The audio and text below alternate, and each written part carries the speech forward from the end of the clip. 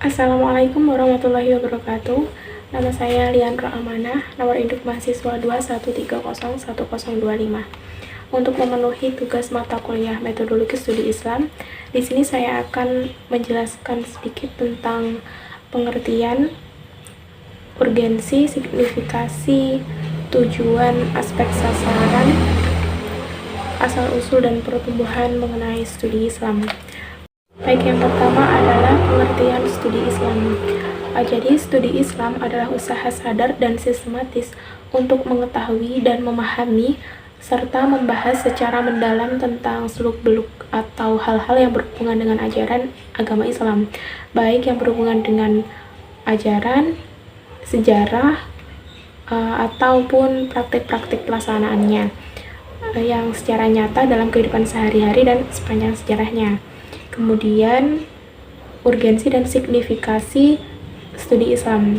Jadi, studi Islam memiliki urgensi dan signifikasi dalam konteks memahami cara atau metode untuk mendekati Islam, baik pada tataran realitas empirik maupun normatif doktrinal, serta utuh dan tuntas. Hal demikian agar pemahaman terhadap Islam menjadi tidak pincang. Jadi, studi Islam adalah usaha untuk mempelajari seluk-beluk agama Islam secara menyeluruh dan segala sesuatu yang berkaitan dengannya, termasuk ajaran-ajarannya ataupun sejarah, kebudayaan, dan lain-lain.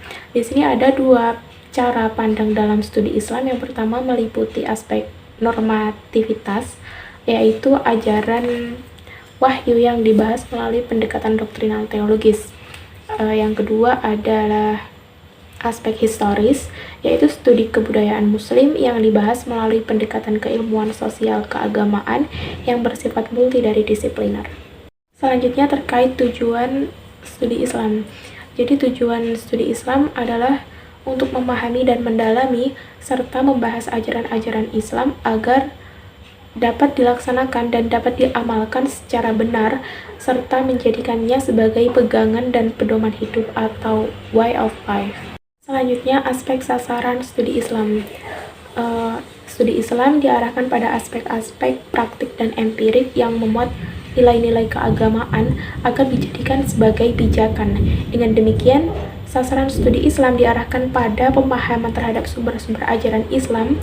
Dari aspek sasaran tersebut, maka wacana keagamaan dapat ditransformasikan secara baik dan menjadikannya sebagai landasan kehidupan dalam berperilaku tanpa melepaskan kerangka normatif tersebut. Kemudian ada asal-usul dan pertumbuhan studi Islam.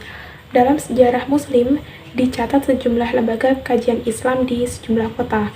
Di sini saya akan menguraikan sedikit tentang sejarah perkembangan studi Islam di dunia Muslim. Pada akhir periode Madinah sampai 4 Hijriah, di sini ada fase pertama pendidikan Islam. Di sini sekolah masih berada di masjid-masjid atau rumah-rumah dengan ciri khas yaitu hafalan. Tetapi di sini sudah dikenalkan tentang cara berpikir logika. Kemudian pada abad ke-5 Hijriah atau periode Khalifah Abbasiyah, sekolah-sekolah sudah didirikan di kota-kota dan mulai menempati gedung-gedung besar dan mulai bergeser dari mata kuliah yang bersifat spiritual ke mata kuliah yang bersifat intelektual seperti ilmu pengetahuan alam dan ilmu sosial.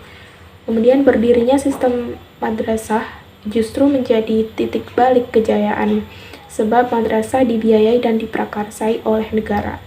Kemudian madrasah menjadi alat penguasa untuk mempertahankan doktrin-doktrin, terutama oleh kerajaan Fatimah di Kairo. Kemudian terdapat pengaruh dari Al-Ghazali 1085 sampai 1111 Masehi. Disebutkan bahwa di sini adalah awal pemisah antara ilmu agama dengan ilmu umum.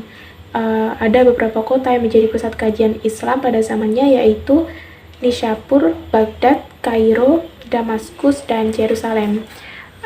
Ada juga perguruan tinggi tertua di dunia Muslim, yakni Nizamiyah di Baghdad, Al-Azhar di Kairo, Mesir, Cordova di Spanyol, dan Kairouan Amir Nizam Al-Mulk di Maroko.